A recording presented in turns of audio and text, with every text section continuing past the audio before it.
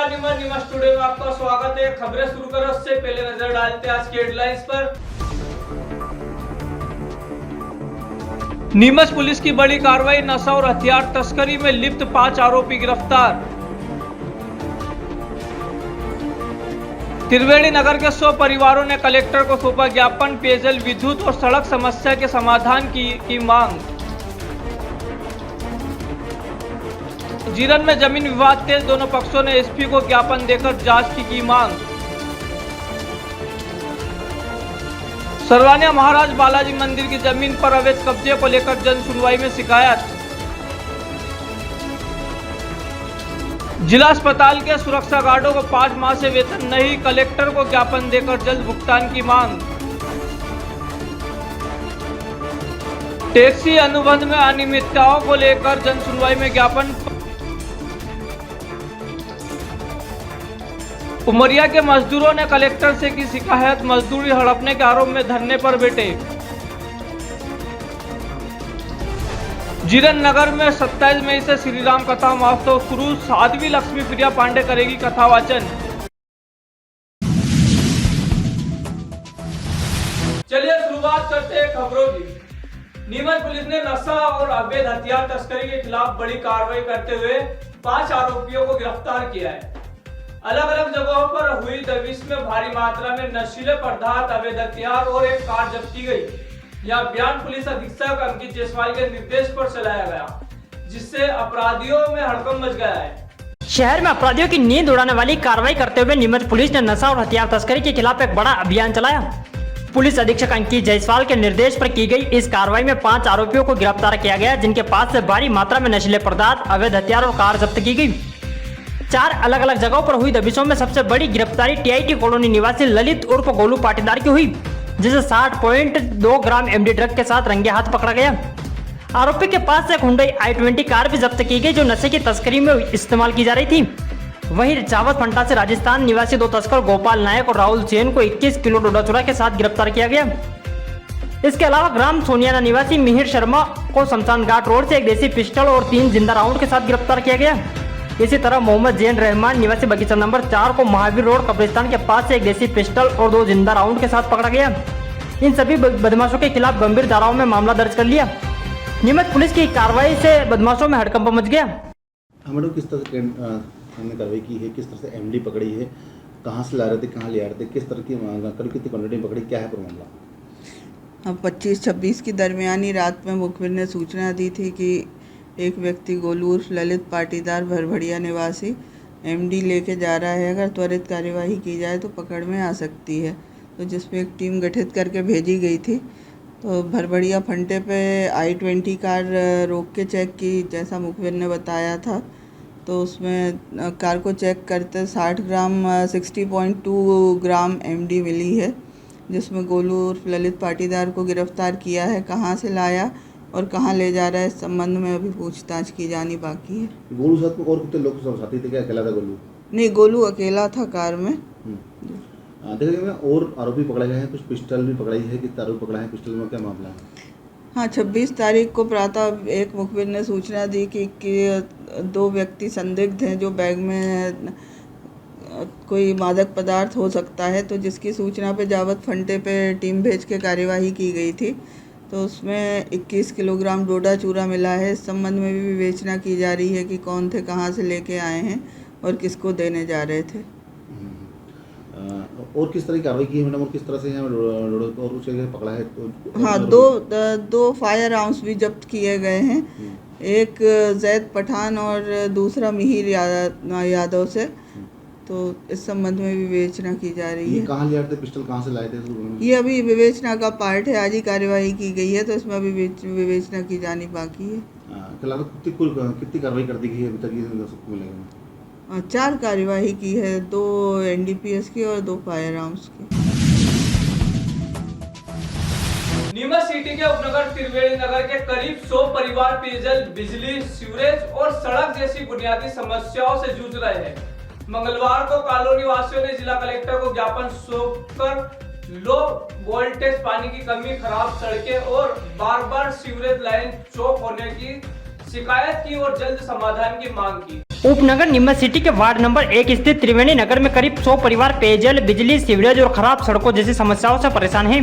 मंगलवार को कॉलोनी वासियों ने जिला कलेक्टर को ज्ञापन सौंप जल्द समाधान की मांग की। रहवासियों ने बताया कि कॉलोनी में लंबे समय से लो वोल्टेज की समस्या है, जिससे घरेलू उपकरण खराब हो रहे हैं। पीने के पानी की पाइपलाइन नहीं है, बारिश में सड़कों पर कीचड़ फैल जाता है और सीवरेज लाइनें बार बार चौक हो जाती हैं। कॉलोनी वासियों ने मांग की है कि नगर पालिका और संबंधित विभागों को निर्देशित कर मूलभूत सुविधाएं शीघ्र उपलब्ध कराई जाए। वार्ड नंबर 1 स्थित चावला कॉलोनी में स्थित निवासरत है हम सभी। हमारी समस्या है कि यहाँ पे पाइपलाइन बिछी हुई नहीं है, सीवेज लाइन जो वो भी बार बार चौक हो जाती है, स्ट्रीट लाइटें बार बार खराब हो जाती है, कुछ सुनने वाला नहीं है और ना ही रोड है, बिजली खंभे भी नहीं है। इसलिए हम कलेक्टर साहब से मांग करना है कि संबंधित विभाग में इसकी चर्चा करके हमारी समस्या का समाधान करें। नगर पालिका के जिम्मेदारों को वार्ड पार्षद को अवगत कराया, क्या कुछ कहते हैं वो? वार्ड पार्षद को तो कब से अवगत करा दिया है और स्वाति मैडम को भी अवगत करा दिया है, सभी को अवगत करा दिया है। कितने लोग वहाँ निवास करते हैं? आपके कितने मकान हैं? 100-125 परिवार निवास कर रहे हैं। कितने समय से परेशान हैं आप लोग? लगभग 2006 से। क्या चाहते हैं आप लोग? हमारे पाइपलाइन बिछ जाए और खंभे वंबे लग जाए और रोड बन जाए। अभी आपका इस साल में उन्होंने क्या आश्वासन दिया? अभी आश्वासन मिला है, तो हाँ ठीक है, हम देखते हैं। आप लोग कलेक्टर साहब से मिल लीजिए, ये बात करिए। क्या नाम है आपका? राजेश बेरा। जीरन में जमीन विवाद बढ़ा। ताहिर और यूसुफ बोहरा ने एसपी से ज्योति प्रकाश पर फर्जी रजिस्ट्री कर कब्जा और धमकी देने का आरोप लगाया। ज्योति प्रकाश ने आरोपों को खारिज करते हुए वैध दस्तावेज दिखाए और गाली गलौज का आरोप लगाया। दोनों पक्षों ने एसपी को ज्ञापन देकर निष्पक्ष जांच की मांग की। जीरन में दो पक्षों के बीच चल रहा जमीन का विवाद लगातार तूल पकड़ता जा रहा है। कल सोमवार को ताहिर बोरा और यूसुफ बोरा ने अपने परिवार के साथ नीमच एसपी अंकित जायसवाल से शिकायत की थी और आरोप लगाया था कि हमारी जमीन पर फर्जी रजिस्ट्री करवाकर प्रतापगढ़ निवासी ज्योति प्रकाश ने हमारी जमीन पर कब्जा कर लिया और अब जान से मारने की धमकियां दी जा रही हैं। वहीं आज इस पूरे मामले में अपना पक्ष रखने के लिए ज्योति प्रकाश भी एसपी कार्यालय पहुंचे। उन्होंने ताहिर और यूसुफ बोरा द्वारा लगाए गए आरोपों को पूरी तरह झूठा और बेबुनियादी बताया। ज्योति प्रकाश ने बताया कि उन्होंने ये जमीन हरदेव पिता कारूलाल पाटीदार और सत्यनारायण पिता नंदकिशोर भाटी से खरीदी और उनके पास सभी वैध दस्तावेज मौजूद हैं। ज्योति प्रकाश ने यह भी आरोप लगाया है कि जब वह अपनी जमीन पर गए तो ताहिर बोरा और उनके परिवार के लोगों ने उनके साथ गाली गलौज की।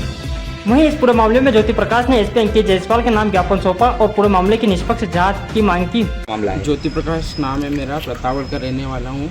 ये मामला है जीरन क्षेत्र का, खसरा नंबर 614, 615, 616, 618 का। इसमें ताहिर बोरा, यूसुफ बोरा और इनके परिवार वालों ने का कोई कब्जा नहीं है। ये ज़मीन मैंने ली थी 25 अक्टूबर को। इसमें रजिस्ट्री मेरे नाम पे होकर तहसीलदार महोदय ने मेरे नाम पे नामांतरण कर दिया है। उनकी आपत्ति 6 महीने तक केस चला, उसके बाद मेरे नाम पे आई है। इन्होंने सारे डॉक्यूमेंट तहसीलदार महोदय को पेश किए थे, उनको शून्य माना है तहसीलदार साहब ने। कल मेरे मजदूर वहाँ गए थे खेत पे, तो शब्बीर बोरा, यूसुफ बोरा ने उनको गाली गलौज की और उनको बाहर निकाला, मेरे गेट का ताला भी तोड़ दिया। और इस मामले में प्रभु जी भारद्वाज जी का कोई लेना देना नहीं है। इनका नाम लेकर राजनीतिक तूल देना चाहते हैं। अभी ये बताएं कि वहाँ पे जो कोई न्यायालय का भी फैसला हुआ, सर्वोच्च न्यायालय का, क्या रहा, किसके फेवर में आया? सर, इन्होंने सर्वोच्च न्यायालय में भी केस किया और एसडीएम साहब के भी पास केस किया और सब में इन्होंने केस आ रही है। और क्या लग रहा है, क्यों आरोप लगा रहे हैं इस तरीके के? सर, ये आरोप सारे निराधार है और कागज और कब्जे में सब ज़मीन हमारे पास ही है। इसमें ये कहा जा रहा है कि आपके द्वारा जिन्होंने पहले ज़मीन ली थी, धोखाधड़ी करके ज़मीन ली थी, वो लोग 100-150 साल से करीब वहाँ पे उनकी ज़मीन है, काबिज पूर्वजों। नहीं, कोई धोखाधड़ी नहीं है। हमने हरदेव जी भाटी से ज़मीन ली, जो उनके पास रजिस्टर्ड डॉक्यूमेंट है। ना तो इनके पास कोई डिग्री है, ना कोई रजिस्टर्ड इनके पास नाम पे ज़मीन एंट्री है। नामांतरण और रजिस्ट्री भी हो गई, क्या रही? नामांतरण और रजिस्ट्री हो गई। संपूर्ण ज़मीन का भूमि स्वामी मैं ही हूँ और कब्जा भी मेरा ही है। तो इस तरह के दादागिरी करना, झूठे आरोप, तो आपने भी आवेदन दिया, अभी क्या मांग करना है? आवेदन देने साहब, मेरे कल मजदूर गए थे तो उनके साथ गाली गलौज की, उनको ट्रैक्टर से हाँकने नहीं दिया। तो ये सब आवेदन एसपी साहब को देने आए हैं। क्या नाम है आपका? ज्योति प्रकाश। पहले भी आपने एसपी साहब को आवेदन दिया था? हाँ, उसमें क्या पहले रहा? भी दिया था, क्या रहा? उसमें कोई कार्रवाई नहीं हुई उनके खिलाफ। उन्होंने प्रतिवेदन देने भी नहीं गए थे वो थाने। इसमें देनदार कौन है और लेनदार कौन है, और इसमें जो प्रबुद्ध भारद्वाज नाम आया है उनका क्या रोल है? इसमें देनदार है हरदेव जी भाटी और सत्य प्रकाश पाटीदार। उनसे मैंने ज़मीन खरीदी थी और लेनदान में हूँ। और प्रबुद्ध जी भारद्वाज का इसमें कोई लेना देना नहीं है। और उसको उनका नाम लेके इसको बड़ा मामला करना चाहते हैं और राजनीतिक फूल देना। देखो, रघुनंदन मेरा छोटा भाई है, ज्योति प्रकाश हम साथ पढ़े। मेरा नाम भी उन्होंने लिया। मेरा नाम देवकीनंदन जाट है। जैसा कि इन्होंने ज़मीन खरीदी थी, उसके बाद 6 महीने तक नामांतरण के लिए हमने जो इन्होंने पहले मेरे खिलाफ एक जान से मारने की धमकी का आवेदन दिया था, मेरे खिलाफ, प्रबुद्ध जी खिलाफ और राहुल के खिलाफ। उसमें ऐसा हुआ था कि हमने हमारी तरफ से सभी कागज़ दिए, हम बयान देने गए और हमें 1 7 16 के नोटिस दिए गए कि आप 1 महीने तक उस ज़मीन पे नहीं जाओ। हमने पूरे इनका पालन किया। उस पश्चात हमारा नामांतरण होने के बाद हम ज़मीन पे गए। उन्होंने झूठे आरोप लगाए, जैसे कि वो बताते हैं कि सुप्रीम कोर्ट से वो जीते हुए हैं। सुप्रीम कोर्ट सबसे बड़ा न्यायालय है। यदि सुप्रीम कोर्ट से यदि एक भी आदेश उनके पक्ष में होता, ना तहसीलदार महोदय नामांतरण कर पाते, ना ये ज़मीन सत्य प्रकाश से फिर हम ले पाते। इसलिए वो किसी के बहकाव में आ रहे हैं और या ज़बरदस्ती ना समझ बन रहे हैं। सुप्रीम कोर्ट यदि कोई आदेश दे देता है या कोई डिग्री दे देता है, उसको ना तो तहसीलदार बदल सकता है, ना कोर्ट बदल सकती है। अभी कल जो आरोप लगाए गए उसमें कितनी सत्यता है, क्या हकीकत है? हम गए थे मौके पे, वो वहाँ महिलाओं को आगे कर देते हैं, जैसा कि वो खुद वीडियो बना के लाए थे। हमारी तरफ से कोई प्रयास नहीं किया गया। सिर्फ उन्हें कहा गया कि आपके पास ये ज़मीन का कोई स्टे हो या लीगल कागज़ हो, या तो आप न्यायालय को दीजिए या पुलिस प्रशासन को दीजिए। फिर हमें पुलिस प्रशासन ने बुलाया मौके पे। उन्होंने कहा जैसी स्थिति है वैसी रखो, आप दोनों पार्टी कागज़ लेके आओ। पिछली बार भी वो कागज़ नहीं बताने गए, हमने पूरे कागज़ दिए थे। हमारा नामांतरण नहीं हुआ था पिछली बार, अब हमारा नामांतरण हो गया है। जैसा कि मैं आपको कागज़ बता दूं, इससे पहले ज़मीन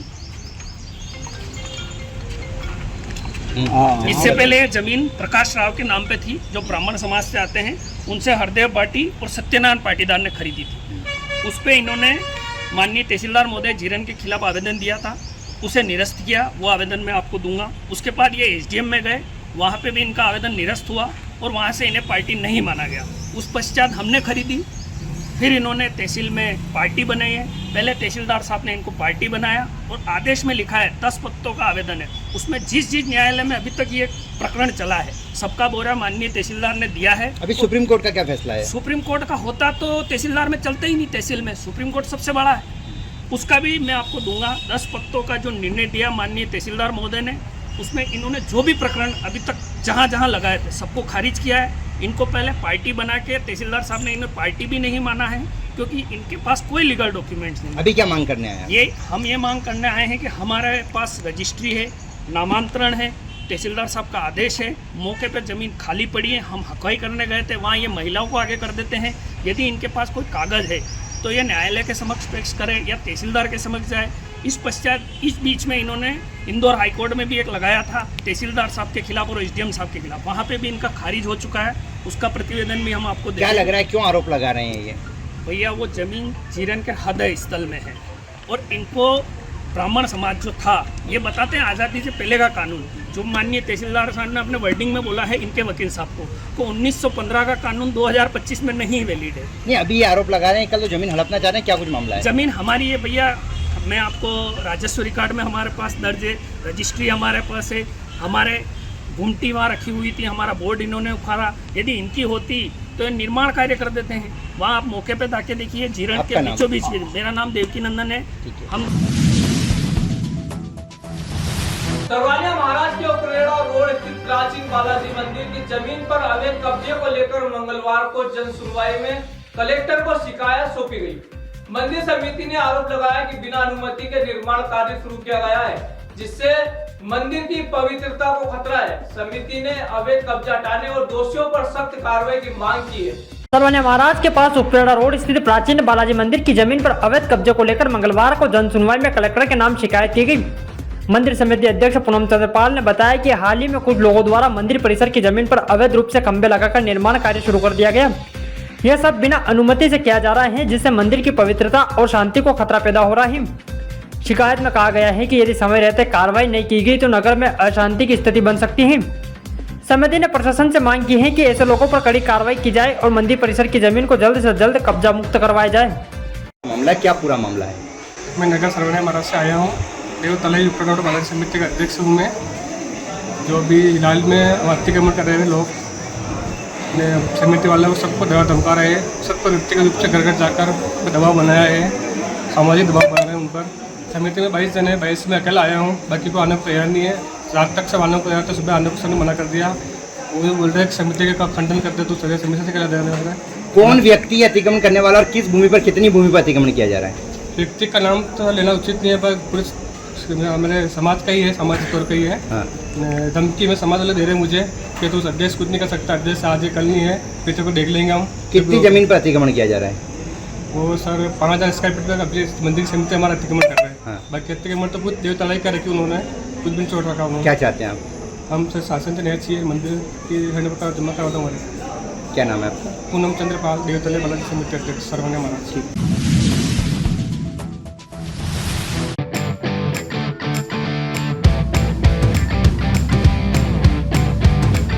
नीमच शहर में पहली बार नए अंदाज में आइए पूरे परिवार के साथ मस्ती, मनोरंजन और खरीदारी का आनंद उठाइए। खरीदारी का सुनहरा अवसर बाजार से बेहद कम दामों में पूरे परिवार के लिए उपयोगी वस्तुएं, क्रॉकरी, स्टील और फाइबर के बर्तन, रेडीमेड हौजरी आइटम्स, फूलों की सजावट और गिफ्ट आइटम्स, हैंडीक्राफ्ट और हैंडलूम की शानदार दुकानें, महिलाओं के लिए विशेष आकर्षण, ज्वेलरी, चूड़ियां और कानपुर की प्रसिद्ध चप्पलें, किचन ऑफ घरेलू उपयोग की सामग्री, सुंदर और ट्रेंडी रेडीमेड परिधान, बच्चों और बड़ों के लिए झूलों की शानदार रेंज, मिक्की माउस झूला गेम जोन और पानी की बोट ना पानी, स्वाद का धमाका, बॉम्बे चौपाटी की मशहूर भेलपुरी, कोटा की सुपर सॉफ्टी आइसक्रीम, उज्जैन की प्रसिद्ध मटका, कुल्फी, पॉपकॉर्न, सब कुछ एक ही जगह पर। तो देर किस बात की? अपने परिवार और दोस्तों के साथ आइए ड्रीम वर्ल्ड मेला एवं प्रदर्शनी में, जहां मस्ती, शॉपिंग और टेस्टी फूड आपका इंतजार कर रहे हैं। स्थान पुरानी नगर पालिका मैदान, बंगला नंबर 60, नीमच। जिला अस्पताल में तैनात सुरक्षा गार्डों को 5 माह से वेतन नहीं मिलने पर मंगलवार को उन्होंने कलेक्टर हिमांशु चंद्र को ज्ञापन सौंपा। गार्डों ने समय पर ड्यूटी निभाने के बावजूद वेतन न मिलने से आर्थिक तंगी की बात कही और जल्द भुगतान की मांग की।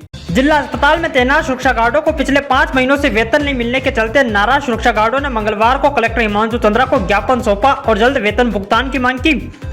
सुरक्षा गार्डों ने बताया कि वो पूरी ईमानदारी और समय पर अपनी ड्यूटी निभा रहे हैं, लेकिन बावजूद इसके उन्हें कई महीनों से वेतन नहीं मिल पा रहा है। इनसे उनके घर का खर्चा चलाना मुश्किल हो गया। ज्ञापन के माध्यम से उन्होंने कलेक्टर से जल्द वेतन दिलवाने की गुहार लगाई। जिला चिकित्सालय नीमच में गार्ड के पद से कार्य करते हैं और विगत 5 माह से हमारे को वेतन नहीं मिला, जिसके उपरांत कलेक्टर साहब को आवेदन क्या कहा गया? देना है आवेदन जाएंगे। अच्छा, कितने टाइम कब से वेतन नहीं मिला? 5 माह से। कितने लोग हैं इसमें? करीब 11 लोग हैं। 11 लोगों को वेतन नहीं मिला। क्या मांग है आप लोगों की? हमें तो वेतन दिया जाए। कब तक वेतन चाहते हैं आप लोग?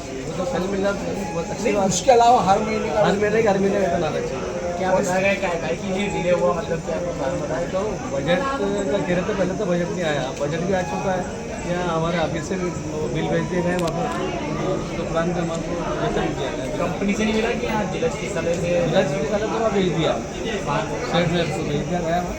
कंपनी काम करती है वो भेज दिया और उनको भी अवरोध करा दिया गया, लेकिन अभी तक वेतन नहीं आया। आपका नाम? नंद किशोर। कलेक्टर कार्यालय में मंगलवार को जन सुनवाई के दौरान टैक्स अनुबंध में अनियमितताओं को लेकर ज्ञापन सौंपा गया। शिकायतकर्ता नंद किशोर धोवावत ने आरोप लगाया कि बिना टेंडर प्रक्रिया के गुपचुप तरीके से गाड़ियों के अनुबंध किए गए हैं, जिससे पारदर्शिता और शासन के राजस्व दोनों पर प्रश्न उठते हैं। ज्ञापन में सार्वजनिक टेंडर प्रक्रिया अपनाने की मांग की गई है। मंगलवार को जनसुनवाई के दौरान कलेक्टर कार्यालय में मासिक किराए पर ली जाने वाली टैक्सी गाड़ियों के अनुबंध में अनियमितताओं को लेकर ज्ञापन सौंपा गया। ज्ञापन में आरोप लगाया गया है कि कार्यालय के विभिन्न विभागों में टैक्सी अनुबंध के लिए हर वर्ष 1 अप्रैल से नई प्रक्रिया प्रारंभ की जानी चाहिए, परंतु इस वर्ष लगभग 2 महीने बीत जाने के बाद भी अभी तक कोई सार्वजनिक टेंडर प्रक्रिया नहीं चलाई गई। शिकायतकर्ता नंदकिशोर दोबावत ने कहा है कि टेंडर प्रक्रिया को दरकिनार कर गुपचुप तरीके से गाड़ियों का अनुबंध कर दिया गया। आरोप यह भी लगाया गया है कि न तो कोई प्रेस विज्ञप्ति जारी की गई और न ही किसी प्रकार की पारदर्शिता अपनाई गई। कई विभागों ने पुरानी गाड़ियां जिनका टैक्सी परमिट भी नहीं है चल रही हैं। ज्ञापन में यह मांग की गई है कि समस्त विभागों में पारदर्शिता प्रक्रिया अपनाते हुए मासिक किराए पर टैक्सी गाड़ियों का अनुबंध प्रेस विज्ञप्ति के माध्यम से सार्वजनिक टेंडर जारी किया जाए, ताकि सभी को समान अवसर मिल सके और शासन के राजस्व की भी रक्षा हो। यह सर जो हर साल अभी अनुबंध होता है गाड़ियों का, समस्त विभाग में जो गाड़ियाँ टेंडर होता है वो मार्च अप्रैल में हो जाता है और नई गाड़ियों का अनुबंध हो जाता है। और अभी तक अभी कोई गाड़ियों का अनुबंध नहीं हुआ और जो गाड़ियाँ चल रही है वही सेटिंग द्वारा चल रही है। और यहाँ जो गाड़ियाँ चलती है वो टैक्सी परमिट द्वारा चलनी चाहिए और विदाउट टैक्सी से भी सेटिंग से 1-2 महीने की जो रसीदें काट देते हैं और वो गाड़ी चलती है। आपकी गाड़ी लगाना चाहते नहीं, हमारी गाड़ी नहीं लगाना चाहते हैं, पर अभी जो लाइन में खड़े हैं उनको भी अवसर मिलना चाहिए। और एक ही आदमी की 10-10 साल से गाड़ियाँ लगी हुई है। और किस विभागों में ऐसे मामले सामने आए हैं? कई सभी विभागों में ही है, अभी तक किसी विभाग का टेंडर नहीं निकला। कोई उदाहरण दे सकते हैं आप किसी विभाग का? उदाहरण तो क्या, जो विज्ञप्ति निकलती है हर साल वो अभी तक नहीं निकली। मार्च अप्रैल से पहले भी वो जारी कर देते हैं विज्ञप्ति, और नया जो अनुबंध होता है वो अनुबंध अभी तक नहीं हुआ। आप क्या चाहते हैं? हम ये चाहते हैं कि जो भ्रष्टाचार हो रहा है, सेटिंग के द्वारा गाड़ियाँ लगती है, उनको भी रोका जाए और हर आदमी को अवसर मिलना चाहिए गाड़ी। आपने इस बारे में आवेदन दिया है? दिया है, मैं जनसुनवाई में आया था और अभी मैडम ने बोला जब कोई जनसुनवाई में नहीं मैटर, ये मैटर जनसुनवाई का नहीं है, आवक जावक में देते हैं। मंगलवार को उमरिया जिले के कई मजदूर परिवारों ने कलेक्टर हिमांशु चंद्र को मजदूरी नहीं मिलने की शिकायत की। मजदूरों ने आरोप लगाया कि ठेकेदारों और जावद के डिप्टी रेंजर ने मिलकर उनकी मजदूरी हड़प ली है। भुगतान न होने से आक्रोशित मजदूरों ने कलेक्टर कार्यालय के बाहर धरना शुरू कर न्याय की मांग की। मामले की निष्पक्ष जांच और दोषियों पर कार्रवाई की मांग उठ रही है। मंगलवार को जनसुनवाई के दौरान उमरिया जिले के कई मजदूर परिवार कलेक्टर हिमांशु चंद्रा के पास पहुंचे और अपनी मजदूरी नहीं मिलने की शिकायत की। मजदूरों ने बताया कि उन्होंने जावद रेंज ऑफिस के काम में मजदूरी की थी, लेकिन अब तक उन्हें पैसे नहीं दिए गए। मजदूरों का आरोप है कि ठेकेदार राहुल परासर, ठेकेदार जमुना और जावद के डिप्टी रेंजर ने आपस में मिलकर उनकी मजदूरी का पैसा हड़प लिया और कई बार कहने के बाद भी उन्हें पैसा नहीं दिया। मजदूरी नहीं मिलने से दुखी मजदूरों ने कलेक्टर कार्यालय के बाहर धरना शुरू कर दिया और न्याय की मांग की है। उनका कहना है कि जब तक उनका हक नहीं मिलेगा वो वहां से नहीं हटेंगे। वहीं इस पूरे मामले में हमने जावद के डिप्टी रेंजर से फोन पर बात करने की कोशिश की, लेकिन उनका फोन कनेक्ट नहीं हो पाया। अब बड़ा सवाल ये उठ रहा है कि दिन रात मेहनत कर मजदूरी करने वाले परिवार के गरीब लोगों का पैसा क्यों नहीं दिया गया। अब इस पूरे मामले की निष्पक्ष जाँच हो और आरोपियों पर कड़ी कार्रवाई की जाए। जिले से मजदूर उमरिया कटनी जिला से मजदूर हैं, 40 आदमी आए हैं। जमुना ठेकेदार ने काम कराया हमसे वन विभाग रेंज का। राहुल पारसर नाकेदार डिप्टी साहब, इन्होंने उनके खाते में पैसा डाला, मजदूर के खाते में पैसा नहीं डाला। इन्होंने दीवार बनवाई हमसे 4 फुट की 1 किलोमीटर, जिसका पेमेंट हो रहा हमारा 1,90,000 जा रहा है। 1,61,000 रुपये चाहिए, फीस और खर्चे में दिया है और पैसा नहीं दिया है। इसने काम जमुना के यहाँ से पेमेंट लेना हमको 4 लाख रुपये टोटल से 4 काम कराया है। और एक जगह कराया है डिप्टी साहब रतनगढ़ रेंज जावेद रेंज के हैं। उन्होंने सभी रेंज के अंतर्गत तीनों रेंज के अंतर्गत जमुना ठेकेदार राहुल पारसर, निरंजन पारसर, डिप्टी साहब और डिप्टी साहब रतनगढ़, इन्होंने पेमेंट हमारा 4,80,000 रुपये दे नहीं रहे। गाली माँ बेरकर रिपोर्टिंग रखी मेरे पास, उनकी माँ गाली भी देने की, कहते जान से मार डालेंगे। हम 40 मजदूर हमारा साला खत्म कर घर चले गए थे।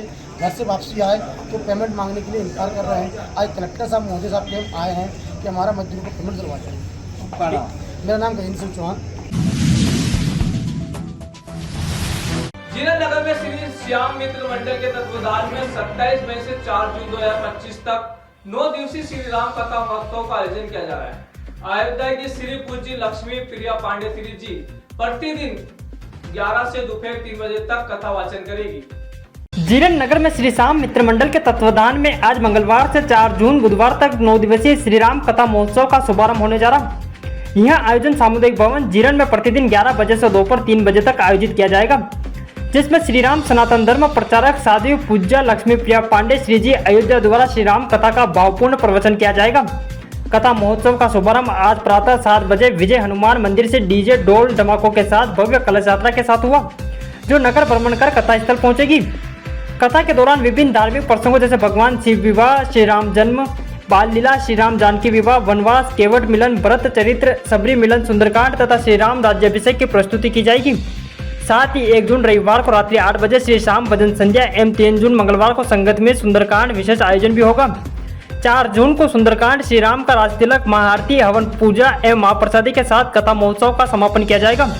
आयोजकों ने सभी धर्म प्रेमी और नागरिकों से अधिक संख्या में प्रतिदिन कथा स्थल पर पहुंचकर धर्म लाभ लेने की अपील की है। जीरन नगर में राम कथा का भव्य आयोजन हो रहा है। 9 दिवसीय कथा होगी, जिसमें पूज्य लक्ष्मी प्रिया जी पांडे अपने उत्तर प्रदेश अयोध्या से पधार रहे हैं और 9 दिवस की भव्य कथा यहाँ जीरन नगर में होने जा रही है। क्या तैयारियां हैं कार्यक्रम को लेकर? क्या श्याम मित्र मंडल द्वारा कार्यक्रम को भव्य बनाने के लिए पांडाल सज गए हैं और कल कलश यात्रा निकलने वाली है। उसके लिए हर एक कार्यकर्ता तन मन धन से जुड़ा हुआ है और बहुत इसको भव्य बनाने का नगर नगर में प्रचार किया जा रहा है और अनाउंसमेंट होते हैं, चौराहे चौराहे पर अनाउंसमेंट करवाए जा रहे हैं और रामकथा में पधारने के लिए सभी को आमंत्रित किया है। हमारा कथा करवाने का लक्ष्य है कि कम से कम 4 से 5 हज़ार संख्या यहाँ पंडाल में हमने व्यवस्था करी है। इतनी अगर संख्या आती है तो हम आराम से बैठ जाए, ऐसी व्यवस्था हमने दी है। क्या व्यवस्था है? श्रद्धालुओं के लिए पानी की व्यवस्था है, भोजन व्यवस्था है, सारी व्यवस्था हमने यहाँ पर श्रद्धालुओं के लिए की है। बैठने सोने की व्यवस्था भी है। अगर कोई बाहर से आता है और यहाँ रहने की व्यवस्था, उसके लिए समिति पूरी करेगी। इसका मेन उद्देश्य क्या है? मतलब किस बैनर तले हो रहा है? खाटू श्याम मित्र मंडल द्वारा ये राम कथा आयोजन किया जा रहा है और हमारा एक पुराना सपना है कि 3-4 सालों से अगर गाँव में कथा नहीं हुई है, उसको निमित्त बनाकर हमने एक राम कथा का आयोजन किया है और अगर हमारा इसमें लक्ष्य अच्छा रहा तो हम इसको आगे बढ़ाकर मंदिर निर्माण भी करेंगे। खाटू श्याम मंदिर। नाम? मेरा नाम मोहन भाणेज, नगर जीरन श्याम मित्र मंडल। यहाँ पर राम कथा का आयोजन होने जा रहा है, इसको लेकर आप क्या कहना चाहते हैं? आपको ये साहब हमारे जीरन के लिए एक बहुत बड़ी गर्व की बात है और सबसे बड़ी बात यह है कि हमारे यहाँ पे श्याम मित्र मंडल के जो 250 कार्यकर्ता है, जिन्होंने तन मन धन से इस व्यवस्था को सुचारू रूप दिया और श्री राम कथा यहाँ पे काफ़ी टाइम पहले हुई थी। दूसरी बात यह है कि कथावाचक एक कम उम्र की जो आई है आदमी की, उसके लिए जीरन के लिए भी बड़ी गर्व की बात है और पूरा जीरन की इच्छा भी थी कि कुछ कार्यक्रम हुए। और सबसे बड़ी बात यह है कि चिथागढ़ा दरवाजे जो मांगलिक भवन बना हुआ है, यह एक मांगलिक भवन विशेष रूप से इस चीज़ के लिए सौंदर्य का चीज़ बन जाएगी। नाम कैलाश गायरी, जीरन। जय श्री श्याम। जीरन में भव्य राम कथा का आयोजन किया जा रहा है। इसमें आसपास के क्षेत्र में लोगों में बहुत बड़ा उत्साह है और भारी संख्या में यहाँ पर श्रद्धालु आने की उम्मीद है। कम से कम 4 से 5 हज़ार लोग आने की उम्मीद है। हम जो प्रचार करने जा रहे हैं गांव-गांव में, तो लोगों में बड़ा उत्साह है और हमको मतलब पूरा बहुत अच्छा सपोर्ट और समर्थन मिल रहा है। भारी संख्या में यहाँ पर श्रद्धालु आने के लिए तैयार हैं। तो यहाँ की दिन भर की खबरें इजाजत दीजिए राजा कुरैशी को। आप देखते रहे न्यूज़ टुडे न्यूज़।